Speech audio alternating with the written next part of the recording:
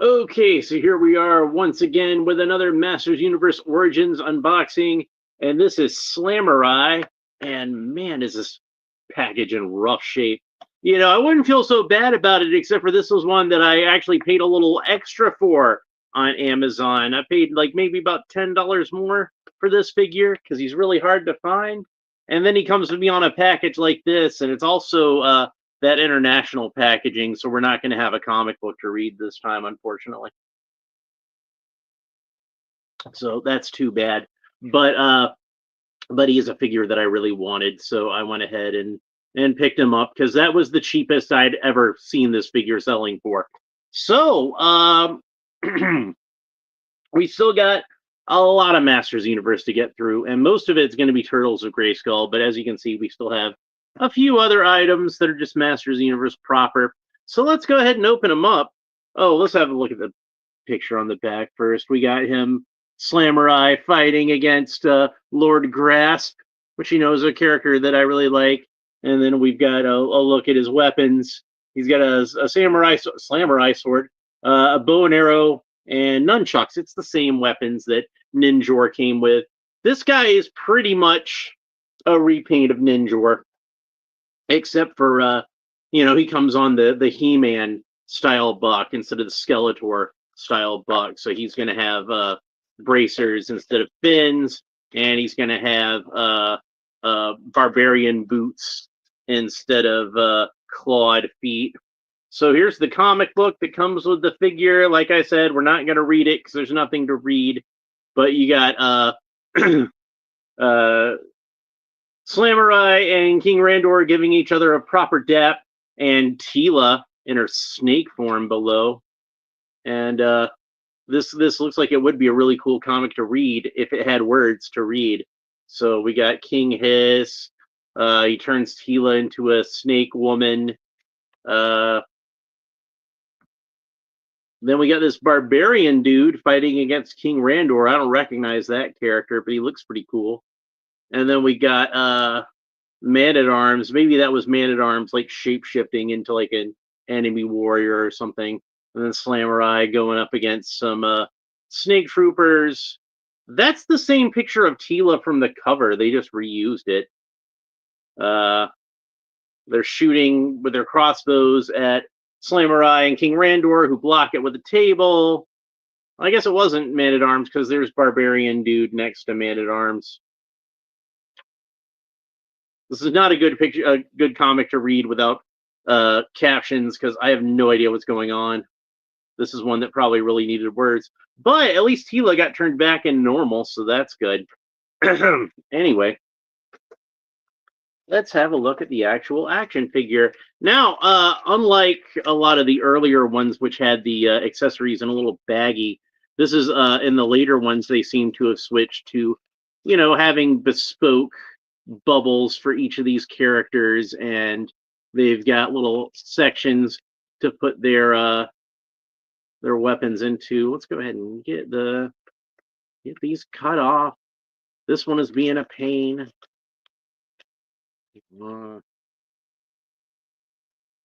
Hate these things. All right, so that should be all of those for him. And here we go. There's Slamurai out of the package. Now everybody knows I'm a big fan of G.I. Joe, and my favorite G.I. Joe character is Storm Shadow. So having a ninja in a white outfit obviously is going to be something that I'm going to appreciate. So let's have a look at these weapons. Now, first we have his katana, his Slamurai sword, and you can see, unfortunately, it got a little warped in the packaging. And then we have these nunchucks, which are, like I said, the same as the nunchucks that came with Ninjor. Got two sticks attached together with a chain. And unlike Ninjor, these are actually have some painted detail on them. It looks like they're molded in silver plastic with some white painted onto the sticks. And then again, the same bow and arrow that came with Ninjor, but this time it's molded in blue rather than silver. So it's kind of funny that he's got all kinds of different colors on his accessories, whereas Ninjor's accessories were just silver. And we can see that he has the same sort of inhuman looking eyes that Ninjor has but instead of having red irises over black, he's got blue. So I guess he's supposed to be the same type of inhuman creature that uh, Ninjor is. But I kind of figured Ninjor is like a demonic character, and so I guess he's maybe angelic. I don't know, but he's got the same plastic, soft plastic gi, which fashions here at the side, and we see that there's a few places to put some accessories. So when he's not using the nunchucks, there's this little loop in the back of his belt. So you can put the nunchucks in there. Unfortunately, only one half of the nunchucks. And then there's this little slot here, which there's a tab on the bow and arrow. First, let's go ahead and put the bow and arrow in his hand so we see what it's like with that. There we go. And since he's a little better articulated than the older Masters Universe figures, we can get him into sort of an archery pose, kind of, but he's still a little muscle bound for it to really work. And the gi's not really doing him any favors either. But it's better than the old Ninjor figure could do. So let's go ahead and put this in there. Now, like Lord Grasp and Terror that we already reviewed, this is a guy who originally was going to be, from a wave that was entirely parts that were mixed together. I'm trying to bend the sword back into shape. Basically all Frankenstein together from other characters. So this probably would have been, like I said, the same head that Ninjor already came with, and all the same soft goods and all the same accessories, but on a He-Man body. And we don't know what color he would have been, but white's probably a good guess because you want the character to be the opposite of Ninjor, so white would be cool. So instead of black with red detailing, he's white with blue detailing, and that kind of works, I think. But I mean, they could have had any kind of other item. Maybe he was wearing an all blue outfit or an all red outfit, or any number of colors. He could have yellow, green, purple, whatever.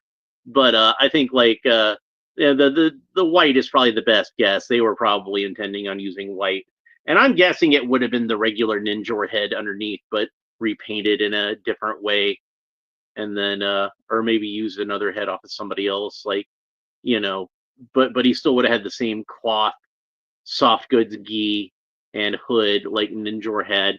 So that's what he looks like when he's all geared up and he's got all this stuff stored on him. So let's go ahead and pull all this stuff off of him, and we'll talk a little bit about the articulation. And I'm going to hit that with a hairdryer later and straighten it out. So don't worry, it's not going to stay like that. All right, so his head popped right off. All right, so Slamurai can't actually look up very far, which is surprising because, he doesn't really have a whole lot going on in the back of the head, not like long hair or anything. But he can look down pretty far. That's pretty good. Tilt his head kind of quizzically from side to side. Rotate the head all the way around. Of course, the arms rotate all the way around the shoulders, but they're going to bump into the sleeves of this gi where, the flares at the side. I don't guess sleeves is the right word. But, and then they can move up to the side about that far. He's got a single joint of articulation at the elbow, which bends in about that far, rotates all the way around. Of course, the wrist rotates all the way around, moves back and forth horizontally. So that's nice. He can twist all the way around the waist. Ninjor. Slamurai can kick up about that far, so not very far. These figures are kind of muscle bound in that regard. He's got a single joint. Oh, he can do the splits, no problem. I always forget to say that these days. He's got a single joint of articulation at the knee that bends in about that far and rotates all the way around. His legs are entirely white with white boots and everything. He's got blue bracers, and his trunks are gray with a blue belt. But other than that, the figure seems to be entirely white, and the head is entirely white, except for the little patch of flesh color there with the eyebrows and eyes. Where was I? Yeah, boot cut. Boot rotates all the way around. And his foot can point down about that far, point up about that far, and of course that rotates all the way around. Slamurai is a really cool figure, and I really like him. I wish he was a little easier to find. I don't know how much I can recommend picking one up for the rather expensive price that he is. Like, he's not like unaffordable. It's not like he's like hundreds of dollars or anything like that. But still, like, we're talking like I paid like $10 above retail for this figure, and to me that's pretty expensive for a basic figure. I don't know, maybe some people might be willing to drop that, and it's just because he was hard to find. Like, this whole wave, I think, was like fairly difficult to find, and then they re-released it, I think, and then all the Slamurais got snatched up out of the re-release. So you can still find King Randor, Snake Tila, and the Snake Trooper, I think, for fairly affordable prices. And like I said, this is even a foreign card release. But Slamurai was the rock star of that set. He was the one that wound up getting entirely picked up. So, but he's a really cool figure if you can get your hands on him. I would suggest try to get him as cheap as possible, though, because he is pretty much just a repainted Ninjor at the end of the day. And, I'm just a sucker for ninjas, so I definitely wanted to pick him up. So even though I've been doing a lot of Turtles of Grayskull figures lately, and this is me jumping back to, oh yeah, I still have this basic Masters of the Universe. This proper Masters of the Universe figure that's not a crossover, but he still, I think, fits in with the Ninja Turtle theme since he is a ninja. So anyway, we'll be getting back to our Turtles of Grayskull in the next episode, because I still got a few more figures of those to get to. Right here, I happen to have Hordak. We got to open him up, and we still have two Bop Steady to open up, so that's another one. And I haven't bought them yet, but I still need to get. They're on sale at certain local WalMarts. I can still pick up Mossman and Krang, which I need to get both of those. And somewhere around here, I have April O'Neil, but I'm not sure what happened to her. The figure got misplaced somehow, mislaid somewhere, and I'm not sure where. But then I've got Splinter and all four of the turtles that I need to cover. The turtle figures that I picked out, that I decided these are the ones that I want of those.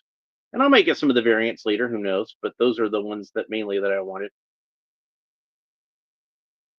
I picked out one of each of the boys that were most appealing to me. Hey, there's Max Games and Toys, and I'm about to be done, unfortunately.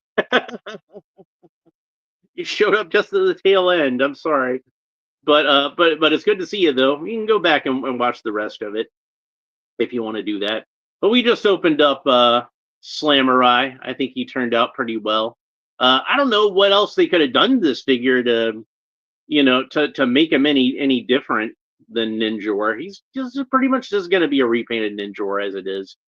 And like I said, he reuses those He-Man arms and legs, which makes sense because he's supposed to be more of a heroic warrior, and Ninjor is more of the evil warrior, so he gets those reptile arms and legs. Yeah, so I've still got a ton of Masters of the Universe to get through, and most of them is going to be Turtles of Grayskull. So yeah, but that's pretty much it for this episode. I hope you enjoyed it. If you did, make sure that you like and subscribe and all the fun YouTube stuff down below. Leave a comment and let me know what you think about this figure and the character of Slamurai in general. Max says he can't get Ninjor. Well, I saw Ninjor on Big Bad Toy Store, still going for a decent price. So maybe you could get one through them. So then maybe they've still got them. I don't know. Last time I checked, he was still on there for maybe about like $15 or so. You could get Ninjor. So, and Ninjor is really cool. I honestly kind of feel like Ninjor was one of the last great figures in the vintage line. Yeah, I would recommend to just buy Ninjor rather than repaint Slamurai, because Slamurai is going to be a little bit more expensive. So that would be my recommendation on that. Anyway, that's it for this episode. Hope you enjoyed it. We will talk to you next time. Bye.